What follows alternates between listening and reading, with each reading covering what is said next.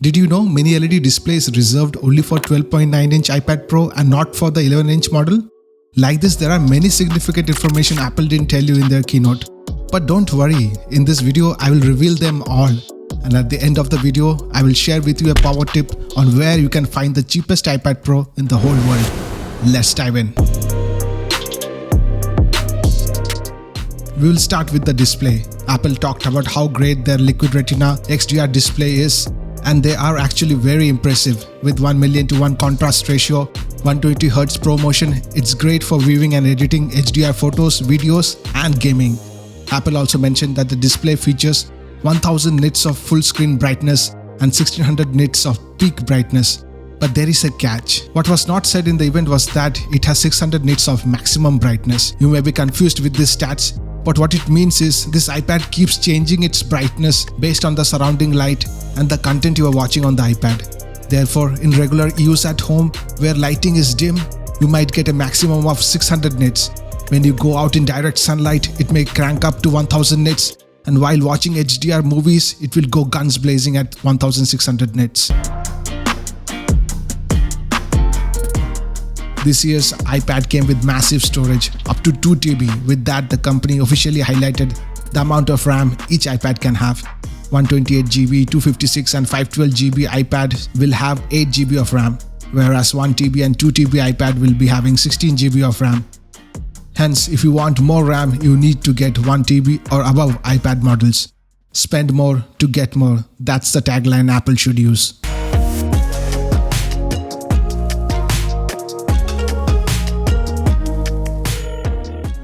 Here is some food for thought. If you are planning to upgrade from a 2020 iPad Pro 12.9-inch model and you already own a Magic Keyboard, then you might need to buy another one. So why is that? Well, new iPad is 0.5mm thick.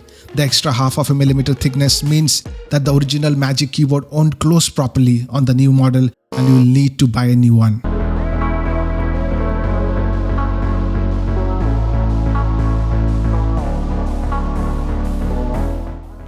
In the spring event, Apple introduced a new function called Center Stage.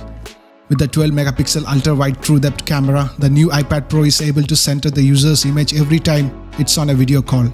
If you go left, it follows you, and if more people joins the video call, it will accommodate them by zooming out. At first, everyone thought it was for FaceTime calls, but according to a report from 9to5Mac, third-party apps will be able to take advantage of this with its API. So whichever app you use for video calls, you are always in the center of everyone's attention. Now, who doesn't like that?